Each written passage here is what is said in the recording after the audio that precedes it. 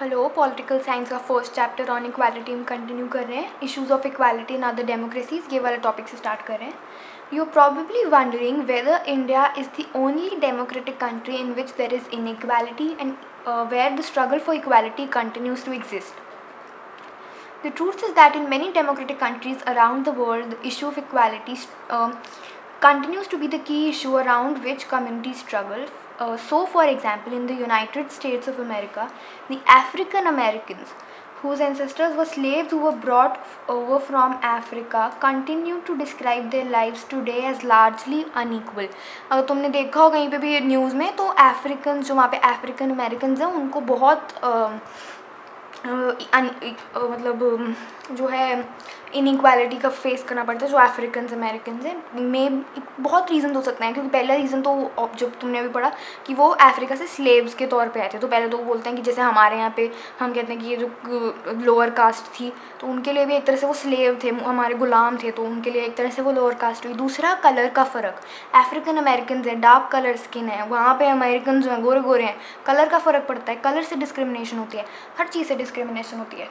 तो ऐसा नहीं है कि डिस्क्रिमिनेशन सिर्फ इंडिया में है. हमने पहले वाले जो लेक्चर है उसमें देखा था, ये वाले पैराग्राफ में, कि जो इक्वालिटी है एक कॉन्टीन्यूस प्रोसेस है.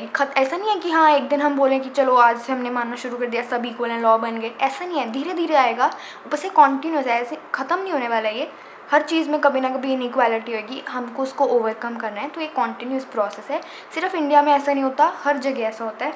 जैसे मैंने पहले लेक्चर्स में एक बार बताया था कि हम जैसे जेंडर पे जब हम भेदभाव करते हैं, जेंडर डिस्क्रिमिनेशन करते हैं, तो हम बोलते हैं कि फीमेल इन्फीरियर है, मेल सुपीरियर है. और मैंने बोला था कि इवन बॉलीवुड जो इंडस्ट्री है वहाँ पे भी फीमेल मेल्स में जो पे डिफरेंस है वो आता है. तो वो सिर्फ बॉलीवुड में नहीं, वो हॉलीवुड भी है.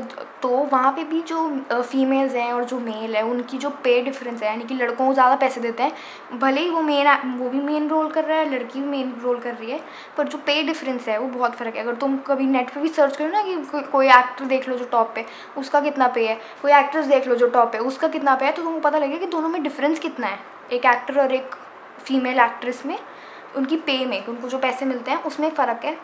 क्यों? क्योंकि उसका कोई रीज़न नहीं है, वो फीमेल है. हम ऐसा अज्यूम करते हैं कि वो हीरो नहीं है मूवी की, वो बस एक तरह से हीरो को सपोर्ट करने के लिए है, सपोर्टिंग एक्ट्रेस के तौर पे ही है. इसकी वजह से फीमेल पे लेस है लड़कों से. Continue to describe their life as largely unequal.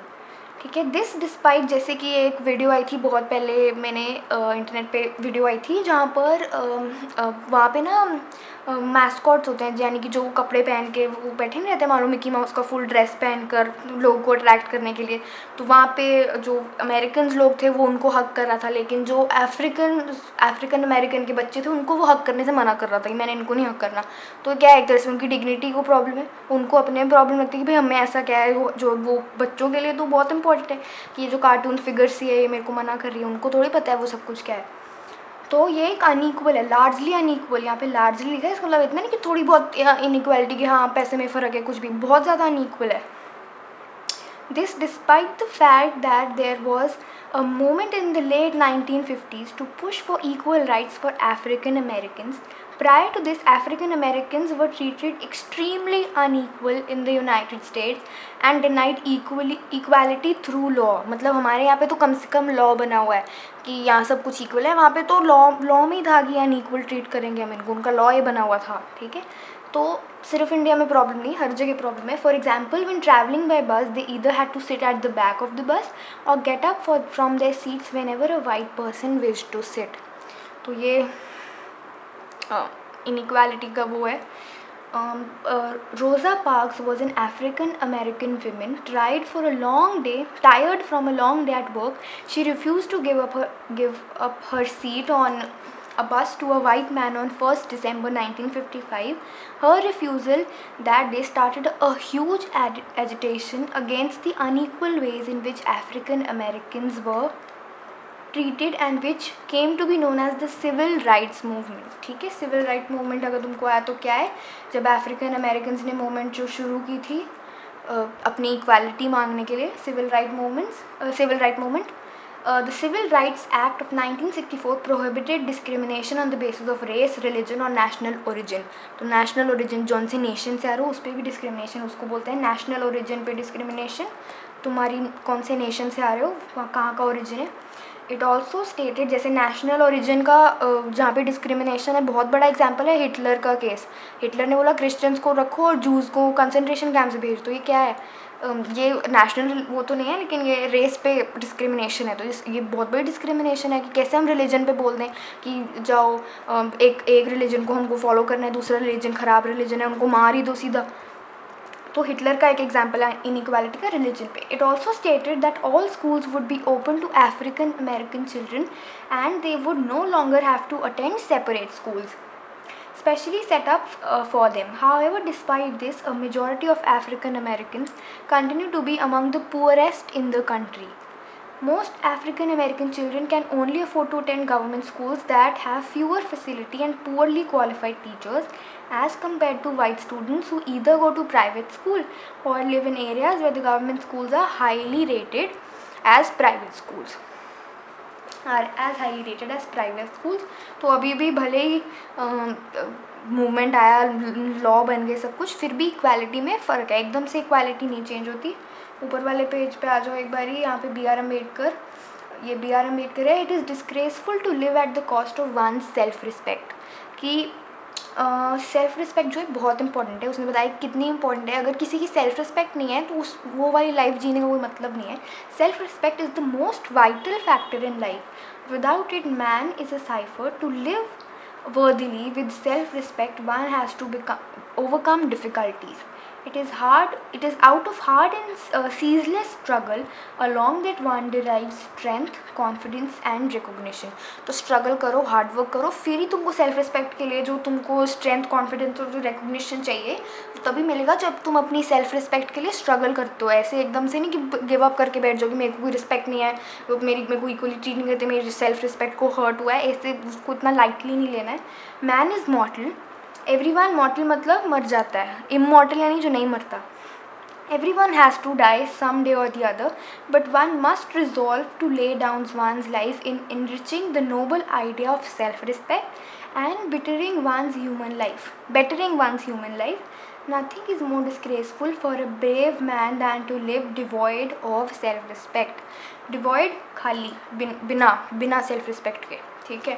तो उसने क्या बोला कि लोग तो मर जाते हैं, ठीक है, लेकिन सब ने एक ना एक दिन तो मरना है. लेकिन हमको क्या है, अपनी लाइफ को एनरिच करना चाहिए, लाइफ को बढ़ाना चाहिए. कैसे? अपनी सेल्फ रिस्पेक्ट के लिए काम करके अपनी सेल्फ रिस्पेक्ट का ध्यान रखें. ऐसे नहीं कि कहीं एक जगह है जहाँ पे तुम्हारी बार बार इंसल्ट हो रही है, तुम फिर वहीं चले जाते हो फिर से अपनी इंसल्ट करवाने. सेल्फ रिस्पेक्ट है, उसको छोड़ दो, उस जगह को वहाँ पर जाना.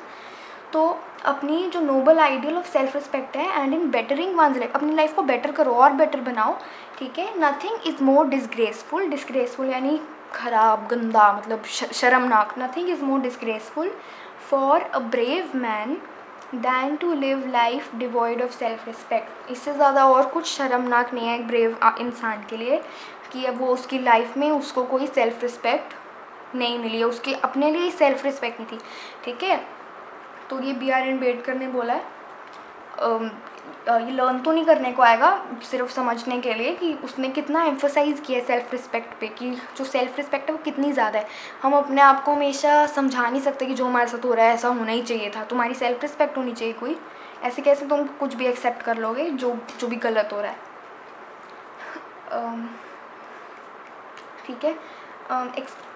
Expert from article 15 of the Indian constitution, prohibition of discrimination on grounds of religion, race, caste, sex और place of birth. आर्टिकल 15 के बारे में ये बता रहा है. ठीक है. ये उसका एक्सट्रैक्ट लिया हुआ है यहाँ पे कि क्या है आर्टिकल 15. आर्टिकल 15 मूवी भी आई थी जिसमें हमने देखा था कि जो दलित्स वगैरह है उनको कैसे डिस्क्रिमिनेट किया जाता है. एक 2 रुपये के को उनकी वेज थी. अगर किसी ने आर्टिकल 15 देखी है तो उनकी वेज एक 2 रुपये के लिए थी कि 2 रुपये मिलते थे उनको पूरा दिन काम करने के लिए. तो अगर किसी ने कहा था कि हमको 2.5 रुपीज़ चाहिए, 0.50 पैसा मांग लिया तो उसकी वजह से उनको मार दिया था, उनका मर्डर कर दिया था जो 2 लड़कियाँ थी. The state shall not discriminate against any citizen on grounds only of religion, race, caste, sex, place of birth or any of them. No citizen shall, on grounds only of religion, race, caste, sex, place of birth, or any of them, be subjected to any disability, liability, restriction, or condition with regard to access to shop, public restaurants, hotels, and place of public entertainment, or the use of well, tanks, bathing huts, roads, and places of public resort maintained wholly or partly out of state funds और dedicated to the use of general public. इसका क्या मतलब है? पहली बात तो कोई discrimination, जो स्टेट है वो कोई डिस्क्रिमिनेशन नहीं करेगी किसी भी सिटीज़न का on the basis of religion, race, caste, ये सब कुछ।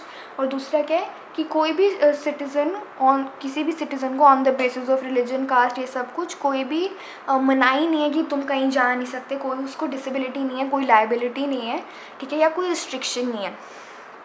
इन सब का क्या मतलब है कि उसको एक तरह से कैसे समझा सकते हैं कि उसको एक तरह से तुम पहले तो रोक नहीं सकते वो कहाँ जाएगा, उसके बाद तुम उसको एक लाइबल नहीं बना सकते। एक तरह से लाइबिलिटी होती है एक तरह से बोझ, ठीक है। लाइबिलिटी और एसेट होता है। लाइबिलिटी यानी जो हम पे बोझ है एक तरह से, तो तुम उनको कोई ऐसे बोझ की तरह ट्रीट नहीं कर सकते, उनको ऐसा कह नहीं सकते, और उनको पब्लिक शॉप्स में सब में जाने की वो जा सकते हैं, उनको जहाँ जाना है वो पब्लिक जो वेल्स हैं, टैंक्स हैं, जो रोड्स हैं, ये सब कुछ वो यूज़ कर सकते हैं। ये स्टेट उनको मना नहीं कर सकती। ये अगर किया तो आर्टिकल 15 का वॉयलेशन होएगा, ठीक है, ये वो समझा रहा है। अब आ गया challenge of democracy. No country can be described as being completely democratic. कोई भी कंट्री कंप्लीट डेमोक्रेसी नहीं हो सकती। क्यों? क्योंकि डेमोक्रेसी का हमें इसमें की फैक्टर पड़ रहे हैं इक्वालिटी। तो डेमोक्रेसी का एक पार्ट है इक्वालिटी, और उसमें भी हम देख रहे हैं कितनी अनइक्वल चीज़ें हैं, कितने चीज़ों पे रिलीजन पे इनइक्वालिटी मिलती है, जेंडर पे, कास्ट पे, फिर कौन सी बैकग्राउंड है तुम्हारी, कलर पे, इन सब चीज़ों पे तुम पुअर और रिच हो क्या, जो तुम्हारा स्टैंडर्ड्स है, स्टैंडर्ड ऑफ लिविंग, तुम्हारा इकोनॉमिक बैकग्राउंड कितना है, हर चीज़ पे तो इनइक्वालिटी हो रही है। और ये एक डेमोक्रेसी का पार्ट है। तो कोई भी कंट्री कंप्लीट डेमोक्रेसी नहीं हो सकती। ऐसा नहीं हो सकता कि हर जैसे डेमोक्रेसी में इक्वालिटी तो एक पार्ट है, कितने और चीज़ें पार्ट हैं, तो वो कोई फुली अचीव नहीं हो सकता। There are always communities and individuals trying to expand the idea of democracy and push for a greater recognition of equality on existing as well as new issues, ठीक है। तो और जो लोग हैं वो पुश कर रहे हैं कि हम डेमोक्रेसी का जो आइडिया है उसको बार बार चेंज करते रहें। डेमोक्रेसी एक आइडिया का फॉर्म है, एक कोई प्रॉपर ऐसा डेफिनेशन नहीं है कि हाँ बस यही होती है डेमोक्रेसी। चेंज होती रहती है, लोगों का आइडिया जैसे जैसे चेंज होएगा, लोगों की थिंकिंग जैसे चेंज होएगी, डेमोक्रेसी की डेफिनेशन चेंज होती रहेगी उस बेसिस पे। तो जो अभी एग्जिस्टिंग प्रॉब्लम्स हैं, इक्वालिटी है, इन पे भी थॉट प्रोसेस है, और जो चीज़ें हमने अभी तक रिकॉग्नाइज ही नहीं करी उनमें भी हम थॉट प्रोसेस डालते हैं कि उनको भी जो न्यू इश्यूज़ हैं डेमोक्रेसी के अंडर, जो न्यू इश्यूज़ हैं जिन पे भी हम अभी तक हमने सोचा नहीं, उनको भी एड्रेस करें। Central to this is the struggle for recognition of all persons as equal and for their dignity to be maintained. In this book, you will read about how this issue of equality affects various aspects of our daily lives in democratic India. As you read these chapters, you think about whether the equality of all persons and their being able to maintain their dignity is upheld.